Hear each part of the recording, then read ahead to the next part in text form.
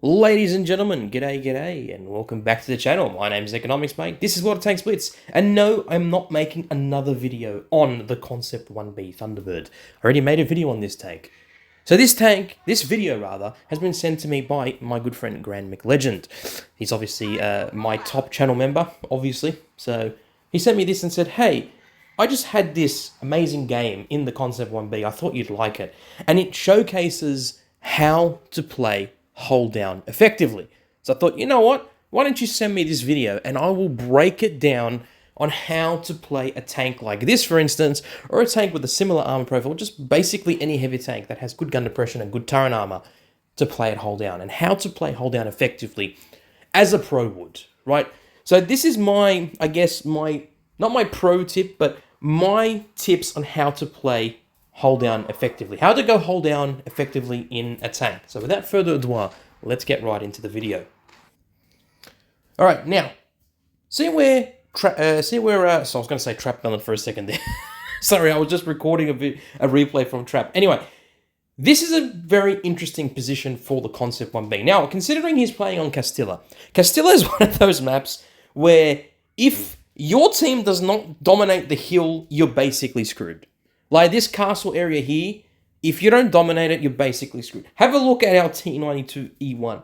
He's just got absolutely nuked by basically all the team there. I'm assuming everyone's basically shot him and he's lost literally all of his hit points because he overextended himself. But a very interesting position for the Concept 1B here, and not over there where a lot of heavy tanks usually go. Right there on the hill, right? So let's have a look where GrandMcLegend actually positions himself here. Now, understandably, the T92E1 does get absolutely wrecked, but the other T92E1 is trying to make use there. Now, keep in mind, there are people that are going to be shooting at him from over there, so he needs to be very careful. So here we are. Perfect representation of what GrandMcLegend should be doing. The only problem is he stuffed up. He stuffed up because he forgot that there were tanks over there on the other side of the map, so understandably so. So how would you basically position your tank here? What would be an effective position for this tank to be in so that way you can use your armor to your full extent? Now, notice how he stopped there to sort of check if there's going to be anyone spotted in that direction, but there wasn't any. Now, a good way to use or to go hold down would be to find a spot on a map, like this for instance, where there is a bit of elevation, where you can use your gun depression, not to its full extent, but good enough, where you're hiding your lower plate. Because hiding lower plate is very, very important. Now, I know there's a Kranwagen there. He gets a nice shot, though. I wasn't expecting him to actually get that shot in, but he did. So, yeah, pretty good indeed. Now that now this Kranwagen is spotted and he knows that he's going down the hill, he can go back up now and actually go hold down once more. There is a CS63 there. He's going to go and basically snapshot there. Now, again, he's not typically going hold down because you need to understand, I showcased a replay, or multiple replays actually, from Trap Melon.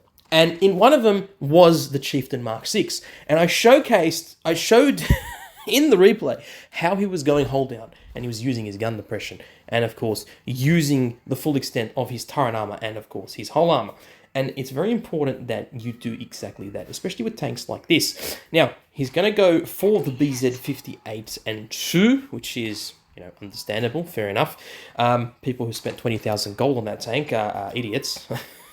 Look, no offense, bro. You know, my friend did it as well, but he just wanted the first collection, so he's got plenty of gold left over, so that's fine. But I got it for like 2.5k gold from a mystery certificate. Anyway, my point is, here he is. We're on a hill.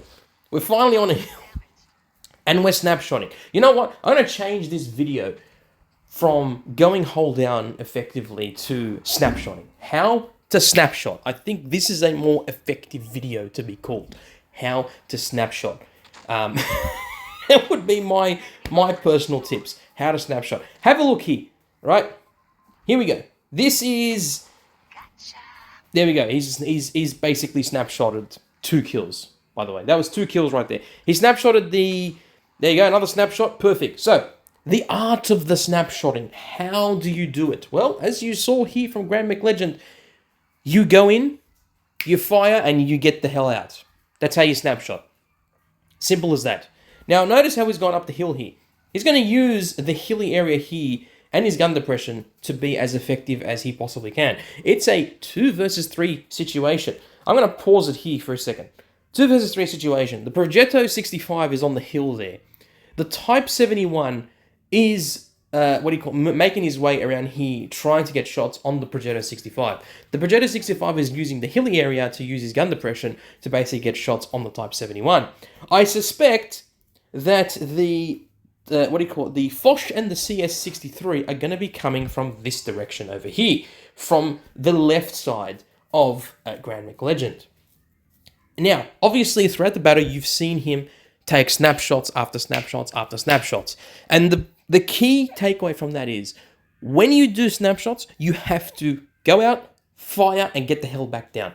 Or get back down, or get to cover straight away. Basically, peekabooming. Peekabooming is essential. It's like an essential skill that people need to learn. How to snapshot, how to peekaboom. So that way you preserve your hit points. You shoot, you pen the tank, and you get the hell out. Don't sit in front of the tanks, in front of the enemy tanks, and basically bleed your hit points.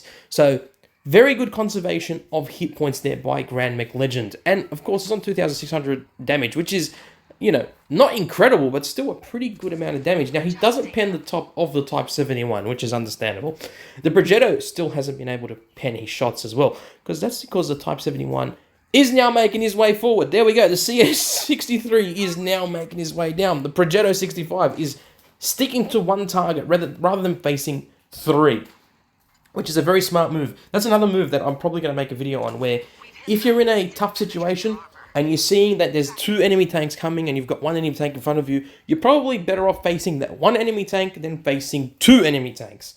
So, yeah. Well, the Progetto, where'd the Progetto go? Hold on, let me pause the video for a second. Where is he? Where did the Progetto go? The Progetto, okay, so the Progetto has actually literally ducked for cover over this area here and gone down here. Now, because he's gone down there, that Type 71 is going to have to actually bend over, well, not bend over, but actually move his tank over that ridgeline there to get shots onto him. The Foch is still up in the castle area, and the CS63 is behind that hill.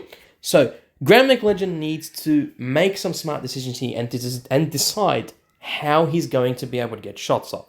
Now, he won't be able to get shots off onto the Type 71 without getting shot by the Foch. So he's going to have to take out the CS63 first, and then hopefully get some shots into the Foch. So let's have a look and see what actually happens.